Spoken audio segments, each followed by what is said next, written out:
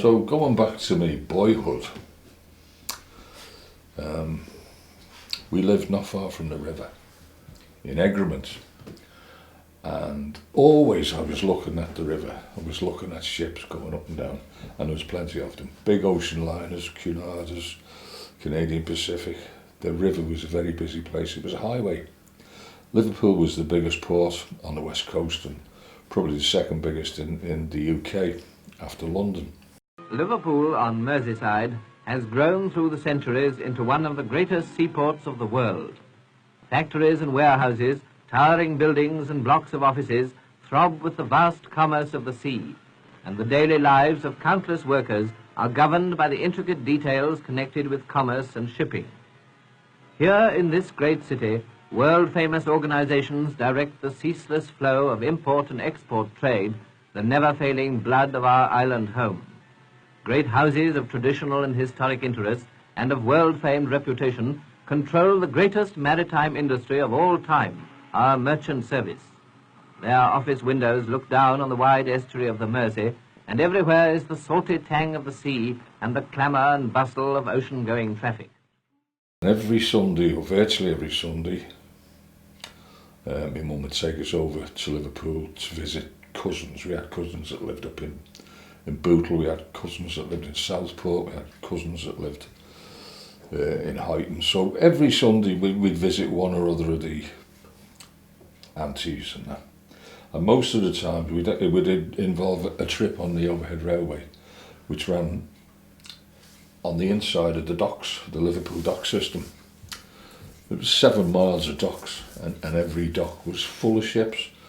And me and my brother Jimmy, who also went to sea as an engineer, we just spent the whole journey like gazing out the window at all these ships. Fantastic sight. There was dozens and dozens of ships.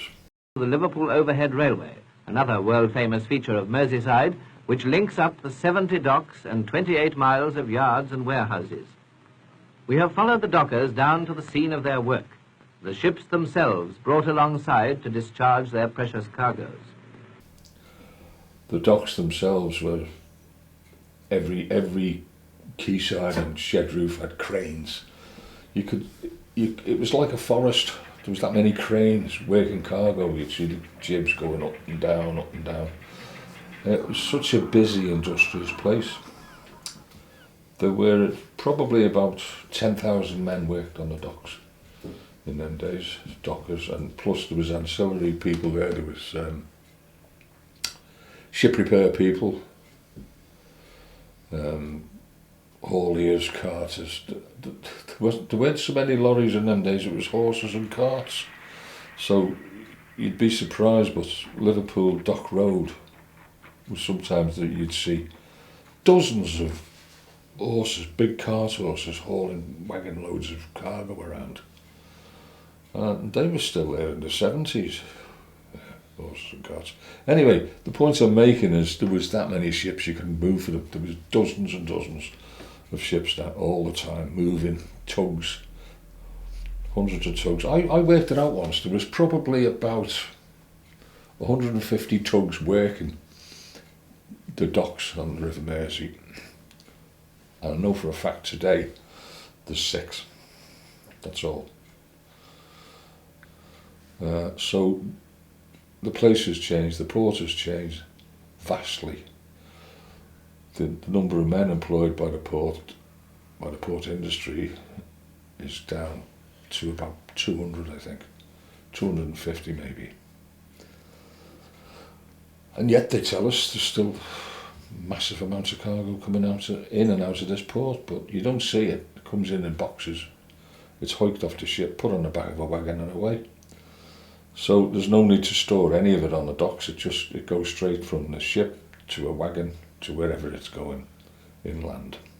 No need for any dockers, and that's all. There's nothing happening. It saddens me to see it go, but it had to, you know.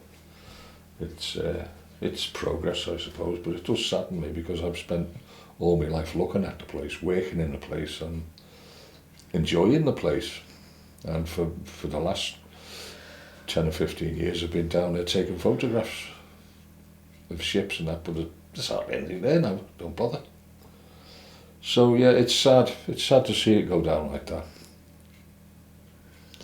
But there you go. That's progress, isn't it?